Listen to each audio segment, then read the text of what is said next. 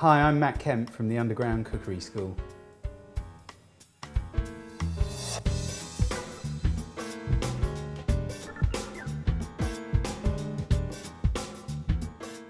I'm going to show you how to make a bean stew. I've got some chorizo in there, which I think is great because you've got that lovely smoked paprika flavour. I'm going to use beef today. I've got some chunk steak here, which is a good slow cooking steak, but you can use best end of neck lamb for this recipe as well if you like.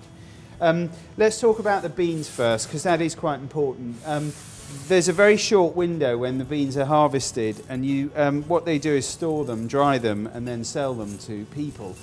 Here's what they look like in their dried state, and if you have a look at them when they've been soaked overnight, you can actually see they're about twice the size because they've got all that moisture in there.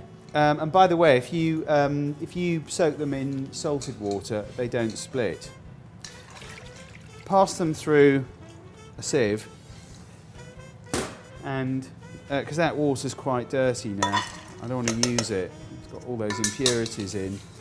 Cover with water, and what I'm going to do is stick this on the back burner, turn it up, and we're going to bring that up to the boil, and as soon as it comes up to the boil, you'll see all these impurities will come up to the top. We're going to skim those off, pass them, and we're actually going to cook those in the tomato sauce. Which tomato sauce, I hear you say? The one that we're about to make.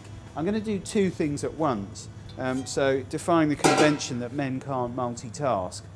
The first thing I'm going to do is just heat this pan, and I think the secret of cooking any meat is just to get an enormous amount of heat in the pan first, so it's, the pan is smoking, and then we'll get that steak cooking off.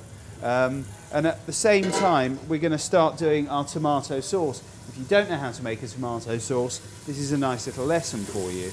Olive oil in the pan, bring that up to a reasonable temperature. You can really hear that oil now, so we'll get that meat in. I'm going to do it in two batches because I don't want to crowd the pan. So just give that a little bit of a stir, and in the meantime, that's going to be ready. So I'm just going to throw those in and give them a quick stir. So those are my onions, and they're just sweating off nicely. First batch of meat can come off the hob. Nicely coloured. We'll have a look at that in a sec. The second batch can now go in. Whilst the camera was off, I put a glove on because there was beef all over my hand and I didn't want to get the protein over everywhere, or raw meat. Right, garlic goes into the pan, and if it looks like it's beginning to catch, which in this case it might, you can just add a little splash of white wine vinegar, wine, and it just deglazes the pan, stops it from burning.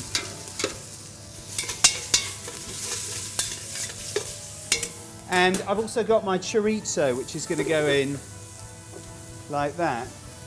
Now, I've also over here got some tinned tomatoes. I've just blitzed them up with a stick blender, and as soon as I'm happy that everything's cooking through, I'm going to give it about another minute or so.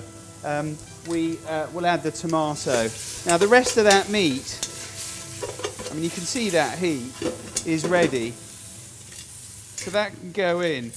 Working quite quickly here. My beans have now come up to the boil, so we're just going to get rid of that. Stick those over there. And if you come over here, my onion, garlic and chorizo are now cooking through quite nicely. Right, well the tinned tomatoes go in. And I'm going to put all of that in there because it's going to reduce down in the cooking time, which is probably going to be about, an hour and a half, something like that. So the beans now go in. Give them a good old mix. Lovely. And at the moment, you'll see in a minute, that just looks a bit like watery beans. And then finally, all that lovely stewing steak goes in. And we'll have one last look at it now, and then we'll stick it on the back burner, and we're just going to slow cook it so that the tomato reduces down in volume so it gets much thicker. The steak and the beans cook together beautifully and all that lovely chorizo flavour comes in. If you come and have a look.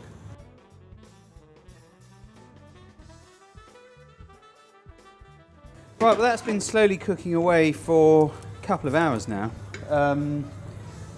We can have a look in a minute and you'll see when I plate up, but the tomato has really reduced down. If you cook it in a Le Creuset in the oven on a very low heat, that's also a fantastic way of doing this dish. So you heat it up on the hob to begin with till it comes up to the boil, put the lid on and then stick it in the oven at about 120 to 40 degrees depending on whether it's fan assisted or not and how long you want to cook it for.